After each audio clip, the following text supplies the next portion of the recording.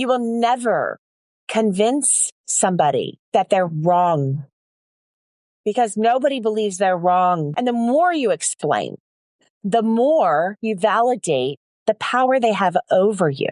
What if I told you your anxiety is not a problem? It's proof your brain is just doing its job.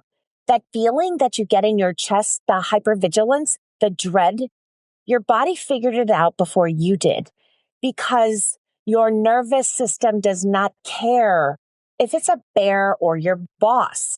It just wants to keep you alive. Today, we're talking about the slow burn mental war zone of workplace dysfunction.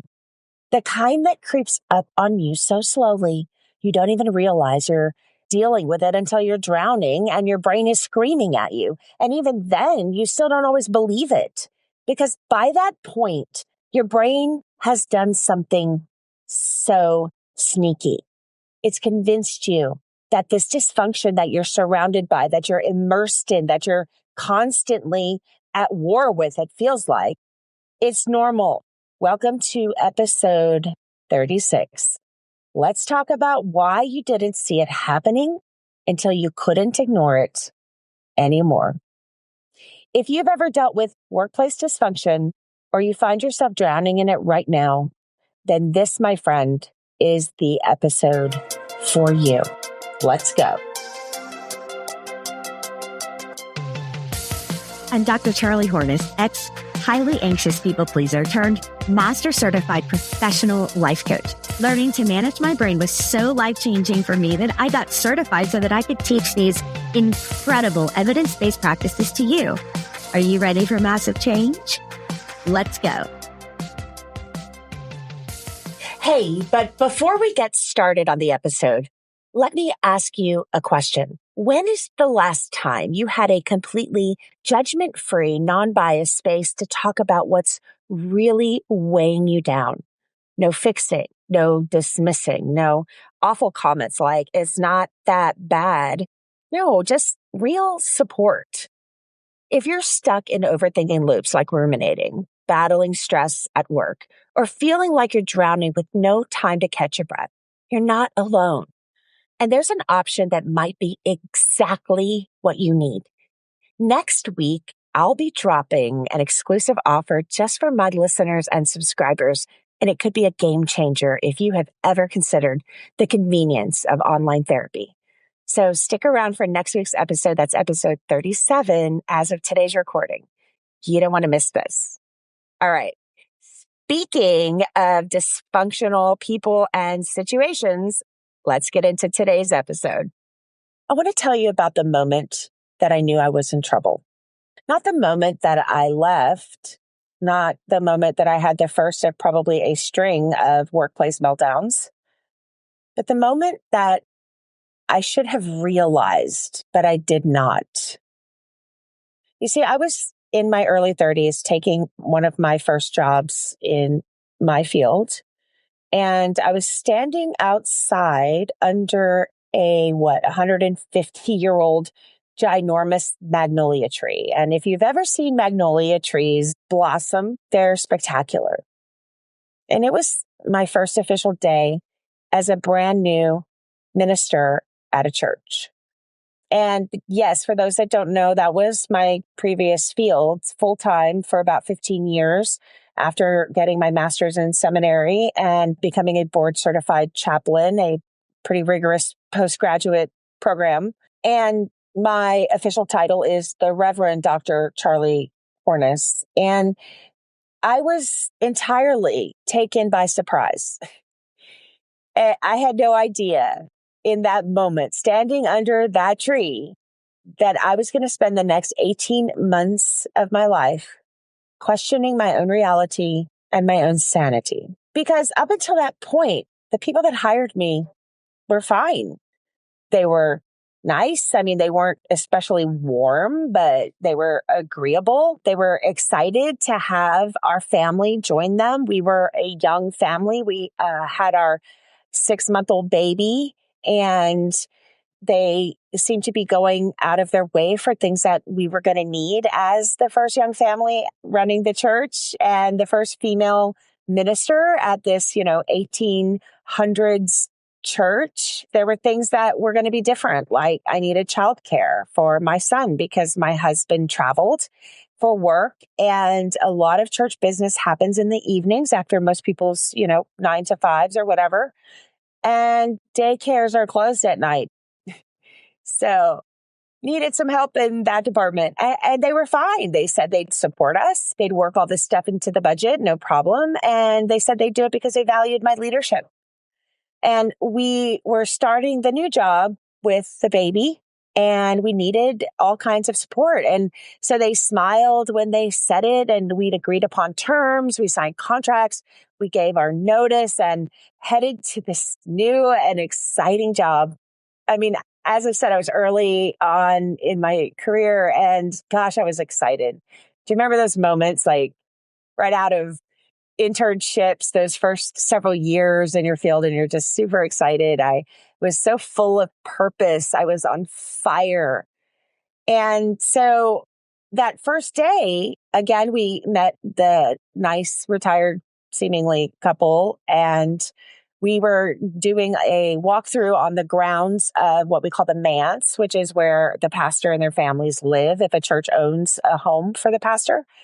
And we were getting that tour. It was this beautiful old Victorian home. And my husband was so excited to check it out. He grabbed the stroller and pushed my son in, and they just took off because, I was still dealing with some details with the couple.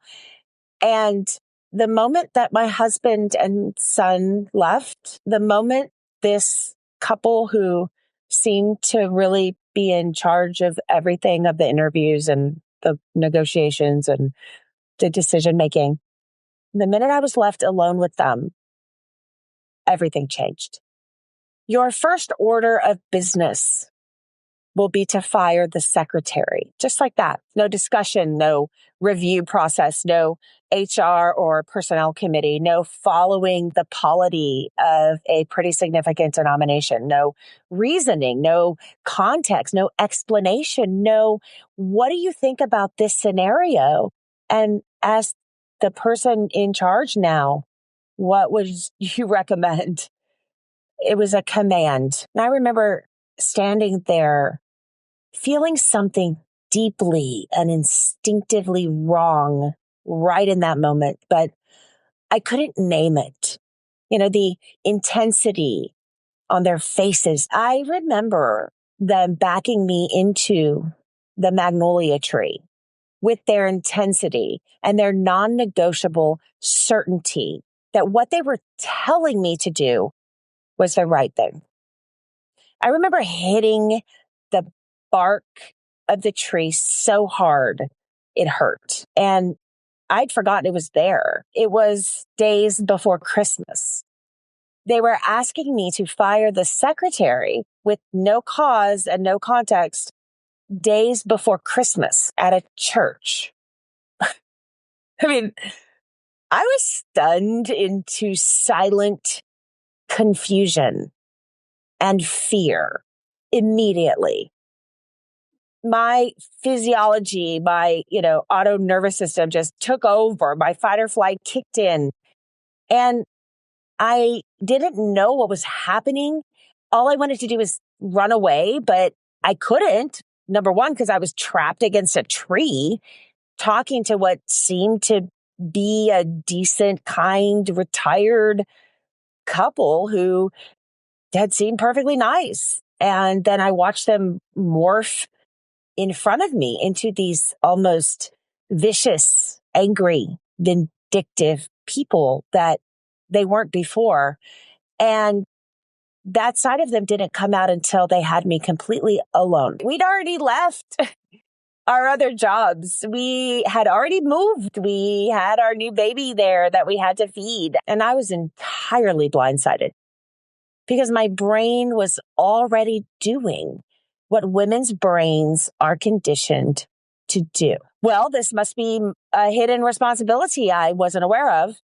I don't want to come off as difficult. I don't want to challenge or push back. And in the first 5 minutes, get called a bitch. I'm sure they must have their reasons to want the pastor to fire the secretary at Christmas. Wow. And just like that, I became complicit unknowingly, but I became complicit in my very own downfall. That was the beginning of the end, my first day. So let me ask you, have you ever stayed in a situation so long that you convinced yourself it wasn't that bad? Or maybe you had a boss who made you feel like you were constantly on thin ice. You were always anxious to get stuff wrong. Maybe you had a partner who never outright insulted you, but somehow you left every conversation feeling a little smaller. Maybe you walked into meetings, family dinners, social circles where nothing was explicitly wrong, except for the fact that your entire nervous system was screaming at you to run, but you didn't. Maybe you couldn't, and you couldn't quite put your finger on why. And if you can't name it, you can't prove it, right? If nobody else saw it, did it happen? And if you can't prove it, you start doubting yourself. Your brain doesn't need proof to believe something. It just needs repetition. And the workplace, it's one of the most sophisticated systems of psychological conditioning on the planet.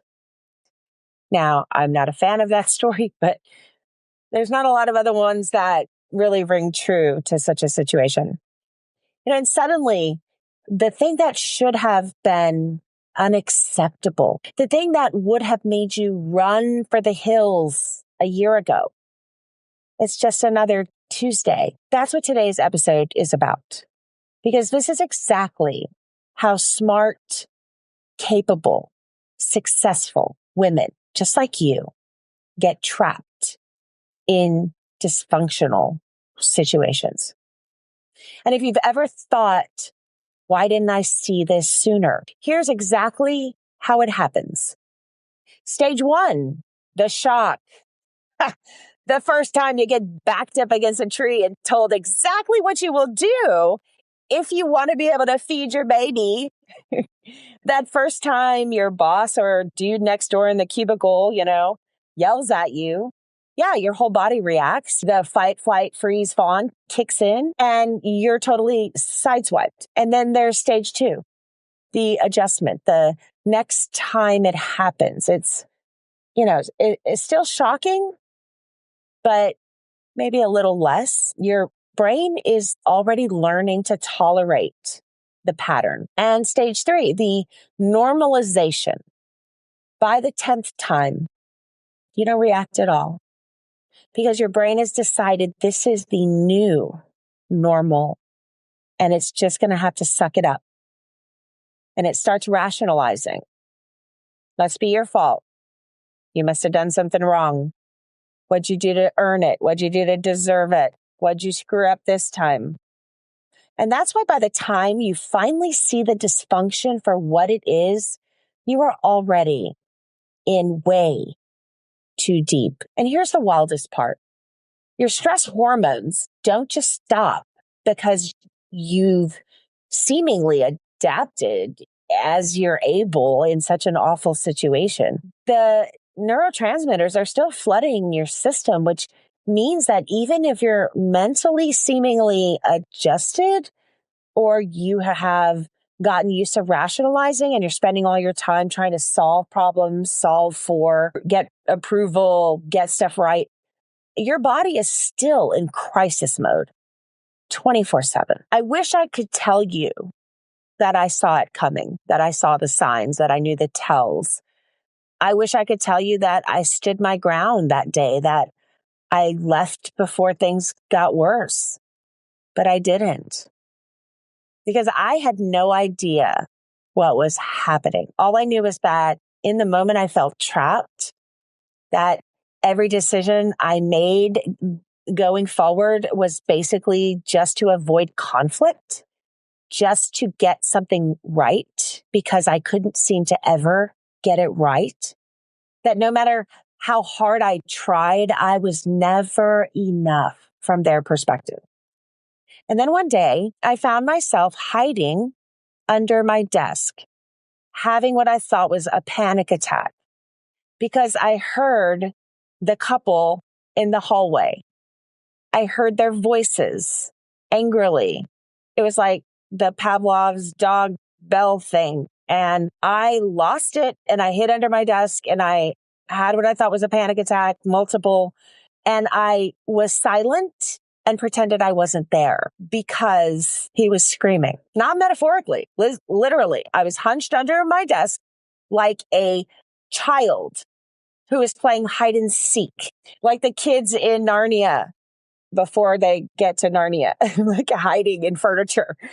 I'm literally praying that they would just go away. And that's the moment that I knew, not because I suddenly got brave, not because I figured out how to do something, not because I learned to suck it up or not take stuff personal or, not be so sensitive. And not because I decided to stand up for myself, but because I was sitting on the floor in full-blown amygdala hijack, realizing that my body had been telling me the truth all along. This was not my fault. And any mistake that I might have made did not warrant the disproportionate levels of emotional dysregulation that were coming at me. And that was when I knew.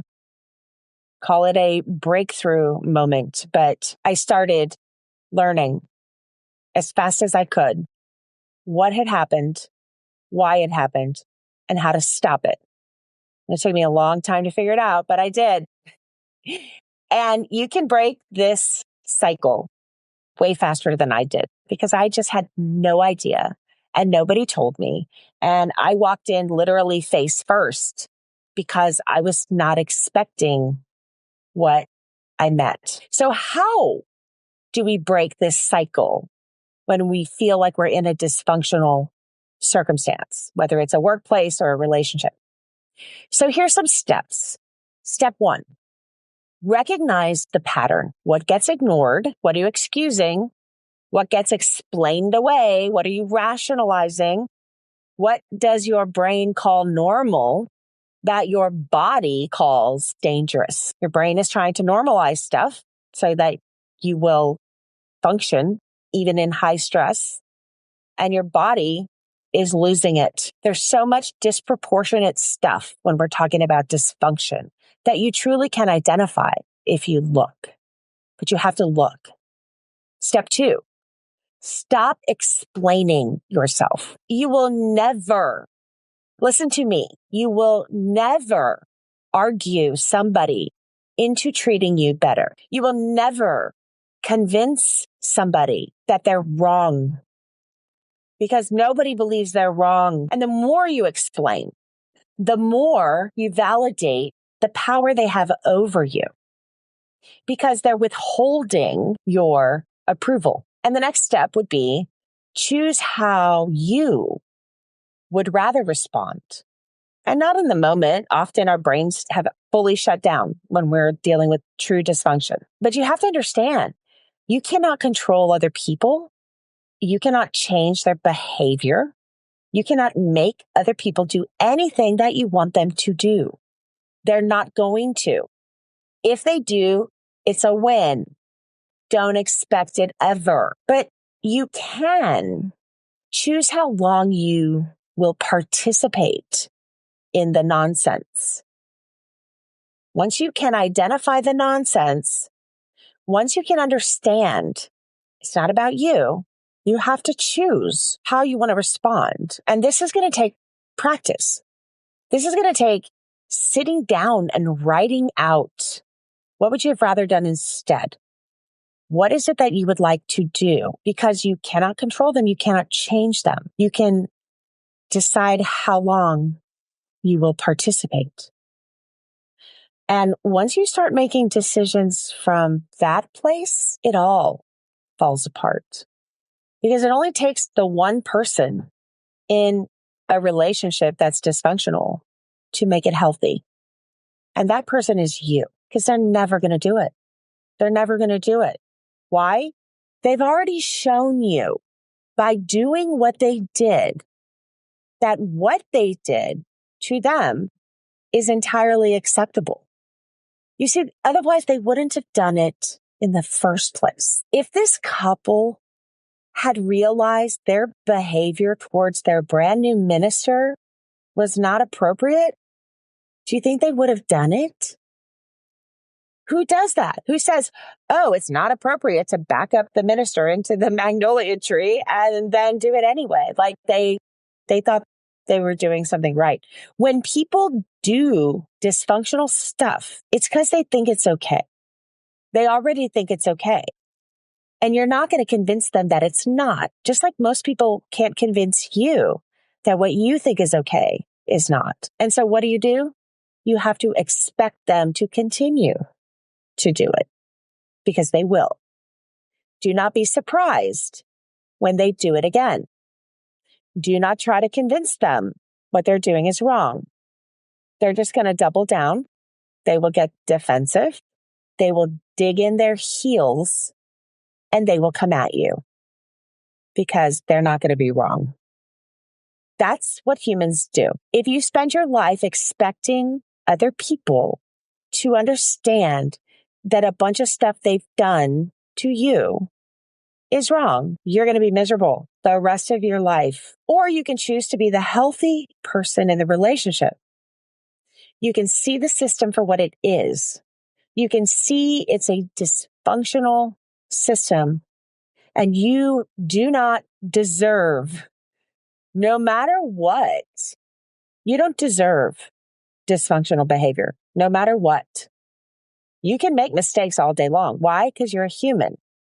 If you acknowledge them, take responsibility for them, if you learn how not to do them again, listen to good feedback, even if it's critical, there's always a truth there, right? If you can do all of those things, then you should be good. If you're in a functioning environment and if you're sincere and you're really just trying to do a good job, it does not warrant emotional dysregulation. It does not warrant yelling. It does not warrant emotional and psychological attacks. And, for me, it was spiritual dysfunction as well. Once you decide whether or not you will participate in the dysfunction, that's how you get your power back. That's it. That's how you break the cycle. It's so simple. Nobody says it's easy. It's going to take a lot of work, but you can do it. If I'd heard this when I first started, this kind of work, sometimes I wonder what my life would have been like. And, I definitely wouldn't be hosting a podcast, and my life is, beyond my wildest dreams now. I've never been happier. And I appreciate every single moment that I've gone through. I think back on that now and I'm like, that's just nonsense. Totally ridiculous. If I'd known what I know now, I would have laughed in their faces at how seriously they took the words that were just running through their gray matter as if it were real. Like, no. But I still wonder, if I'd known these things then, what would have happened? How would it have changed things in the moment? Imagine how you could help somebody else avoid the struggles that bring us to this podcast. We're here for a reason. We have our own tribe here dealing with dysfunctional workplaces and toxic and difficult and hostile people, aggressiveness. And we're just wandering around entirely confused because we don't know what's happening. If you knew these things, how would it have changed you? So what you can do is send this, if it resonates, to another woman that you know that may be stuck in this place right now, who doesn't see the system for what it is, who hasn't gotten in the plane and doesn't have the view of the system with the emotional charge taken out of it. We have to get her off the shore of where she's getting her butt kicked by the storm and get up above it into the atmosphere where it's clear and watch from a distance and see the swirling. So share this episode. This is how we help each other.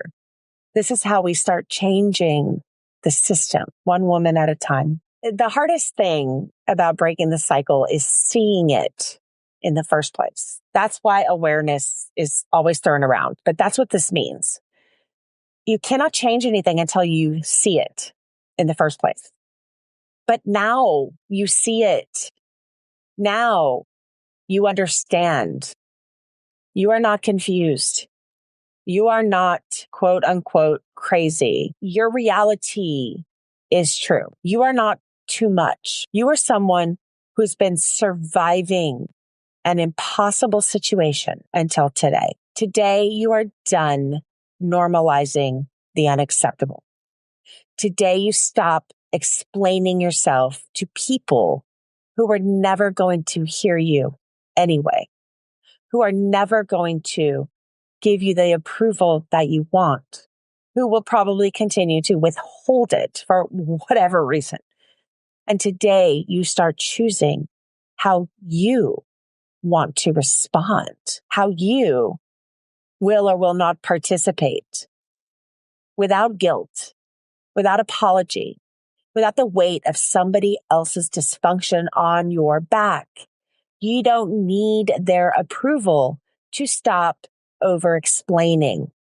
You don't need permission to trust your own self. You don't need anyone to validate what you already know is true. You are already allowed to choose different. And today you just did. And again, if you found any usefulness in this episode, I really hope you will share it with a friend. And I'll see you next week. Take care.